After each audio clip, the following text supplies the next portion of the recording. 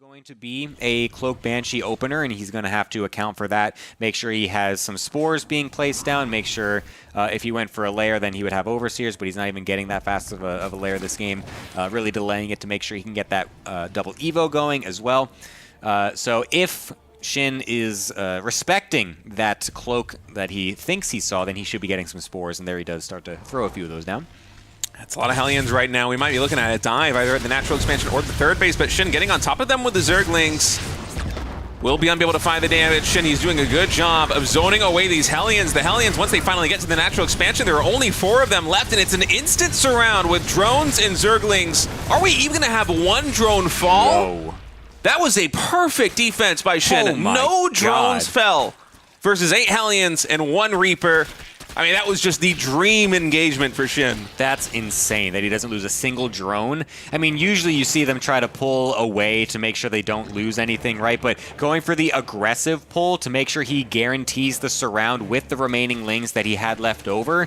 And then since the drones and lings are, combined right there, all in that nice circle, it means that there's no splash damage getting done on the drones in the first place. So you don't really lose them as fast. So a great calculation from SHIN, able to defend that very well. Now the double Banshee trying to come on in, and already one of them losing half of its HP before it even gets into the mineral line. I think these 2 Banshees can still take out the Queen, and before that Banshee takes critical damage, but none of it has attack Team Queen! Coming in from the natural expansion, able to clean up one of these Banshees, so now Byun just going to focus fire as many drones as he can. Will he actually retreat with this? Oh, the transfuse! Oh, the second one! Another one! Oh my god. You love to see it, man. I gotta say, this has been a spectacular early game for SHIN. He has lost, I want to say, 1 Queen and 4 drones in total for a million billion Hellions, a Reaper, and 2 Banshees. I mean, this is just the dream. Everything about Byun's early game in terms of the unit setup is about him getting map control and trying to get some economic damage done at a critical moment in the map when SHIN is trying to saturate all of his bases. And Byun basically, I was going to say he fumbled it, but actually he didn't. SHIN just dealt with everything so well. I mean, it was just an immaculate defense. From SHIN, but Byun is not done yet. He's going to still send his units across the map, try and get something done here with this forward push. There's a single tank, only a couple of medevacs and marines here. A couple upgrades finishing just in time for Byun, so nicely timed in that regard. We'll be able to clear out a lot of this creep, and it is hitting before speed is done for the Banelings. So there is still this moment where possibly Byun can find a nice engagement versus these speedless Banelings. Yeah, Marines trying to find the connections right now on top of the Banelings. 2 medevacs. Are you going to pick up right now? I feel like he maybe should have. A lot of those Marines getting cleaned up by the Banelings. They will survive for now, but with the siege tanks also falling here for Byun, it's been a pretty expensive trade. Oh, that 1 tank barely surviving. Yeah, we'll be able to, dislodge the push for now, but there's a second one coming up from Byun right away as well. He's just going to kind of continue this on. I mean, the first tank there is still pretty low on HP. One of the other ones was also killed off. He's just going to put it right back where it started. So we'll see if this is able to do anything. Speed is done for the Banelings, of course, as well, and it looks like the Hydras and Lings in position, but actually don't kill the tank.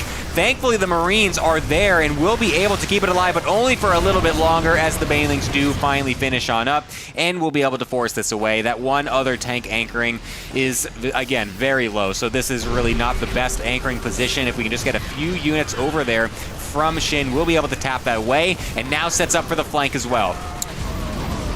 These Hydralisks make sure the medevacs go up to the north side.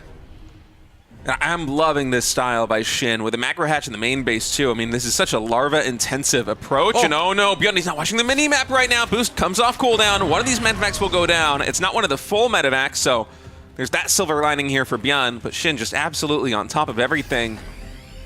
This Hydralisk Lingbane style with the macro hatchery in the main base, so we're playing off of 6 hatcheries right now. It's a lot of fun to watch.